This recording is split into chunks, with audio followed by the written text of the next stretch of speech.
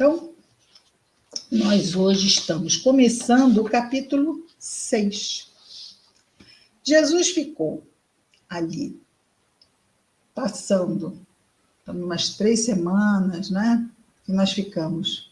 Vai para um lado do mar da Galileia, ou o lago de Genezaré, depois passa para cá e depois vai para lá. E agora vemos que Jesus sai dali e vai para a sua pátria. Onde é a pátria de Jesus? A pátria é o lugar, costuma ser, não é? O lugar ou que a gente nasceu, ou que a gente foi criado. Né? Porque a gente às vezes nasce, mas não é criado ali. Então a gente não sente como pátria, porque não temos um referencial interno, não é? A pessoa nasce, vai, recém-nascido, vai lá ser criado em outro lugar, não tem referencial. Então Jesus foi criado aonde? Nazaré. Então, nós temos que Maria de Nazaré, não é? Terra lá de sua mãe. É para lá que ele vai.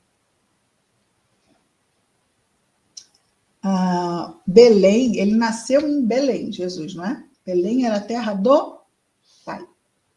Certo? Por isso, eles foram para lá para o censo. Não tinha internet, não tinha esse recenseador, não tinha nada. Eles tinham que ir para Jerusalém para serem contados lá, né? E assim foi. Quando terminou, eles foram para Nazaré. Onde lá, então, nós sabemos que José trabalhava como carpinteiro. Não é? E ali se passou a infância de Jesus. Muito bem. No versículo 2, nós temos assim. Então, ele foi para a cidade dele. Vindo o sábado, olha lá. O que acontece no sábado? Momento de lição. Melhor dia de Jesus ensinar é ao sábado, porque existe a lei com letra maiúscula e existe a lei com letra minúscula. A lei dos homens, que é com letra minúscula, ela vai se desenvolvendo, vai se aprimorando, até um dia, lá, sei lá quanto tempo no futuro, nós estarmos bem de acordo com as leis de Deus, certo? Então, as leis de Deus são perfeitas. A lei dos homens, assim como os homens, são imperfeitas. Como quando formos espíritos bons, as nossas leis poderão ser boas leis. Por enquanto, são leis imperfeitas, né? Então, Jesus tem que mostrar sob que comando ele caminha. Ele caminha sob o comando dos homens ou ele caminha sob o comando de Deus? Né? Então, o homem foi feito para servir ao sábado ou o sábado foi feito para servir ao homem? Essa é uma questão que Jesus faz em um determinado momento e que nos faz refletir, não é? Que não podemos nos entregar a coisas que não fazem sentido. Mas você não vai fazer isso hoje por quê? Porque é sábado. Quer dizer, e aí tem uma cura que Jesus faz, não é? Que ele pergunta, mas então no sábado é permitido fazer o bem ou fazer o mal? Jesus tem uma fala que... Como é que você escapa de uma pergunta dessa? Se é uma lei de Moisés, só pode ser para o bem. Ora, mas se é para o bem salvar uma vida, é para o bem. Então, ninguém está infringindo a lei. É fazer pensar, é não ser uma coisa cega. A cegueira mental, ela não ajuda o quê?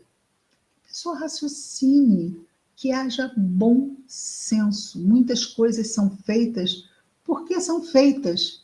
Não fazem sentido, mas são feitas. Mas isso não é justificativa, não é? Vindo sábado, começou a ensinar na sinagoga deles. E muitos, ouvindo, maravilharam-se, dizendo, mas veja, essa era a terra dele.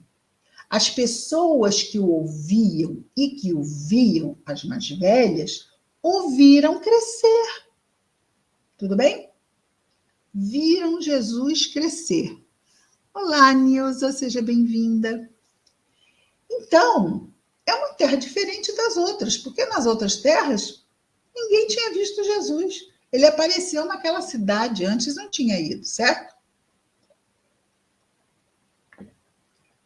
E na cidade onde ele cresceu, todo mundo viu esse menino crescer.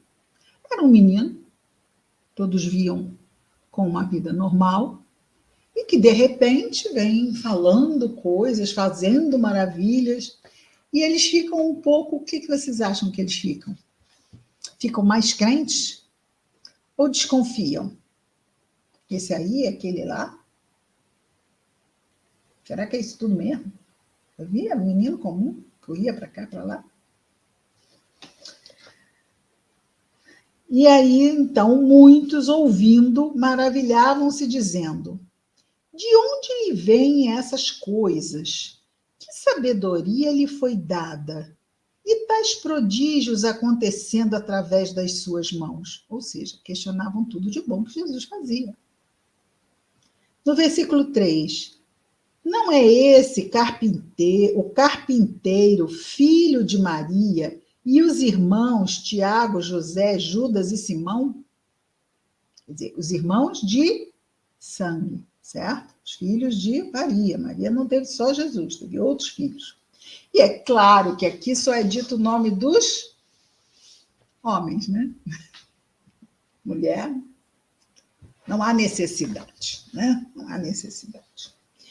Então, quer dizer, peraí, ele então já tinha uma profissão, Jesus, olha. Ele aprendeu o ofício com o pai e era reconhecido pelas pessoas da cidade como carpinteiro, certo?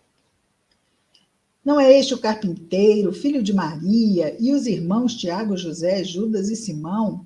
E aqui, mas não é citado o nome delas, né?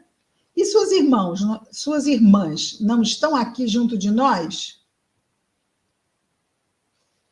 E se escandalizaram nele. Tipo assim, não dá, né? Esse não é aquele? Você está querendo que eu acredite nisso agora? Não dá, né? Dizia-lhe Jesus, olha o que Jesus disse, atenção, atenção, atenção. Não há profeta sem honra. Essa é a primeira parte que diz, que todo profeta é honrado. Não há profeta sem honra. Mas ele vai falar de uma exceção. Qual é a exceção? A não ser em sua pátria, entre os seus parentes e na sua casa. Então, é mais fácil acreditar em alguém que não se conhece do que em alguém que se conhece. Quando as coisas são muito positivas. Acreditar que virou bandido, faço acreditar. Eu logo vi, quando era garoto, que aquilo ali não ia dar boa coisa.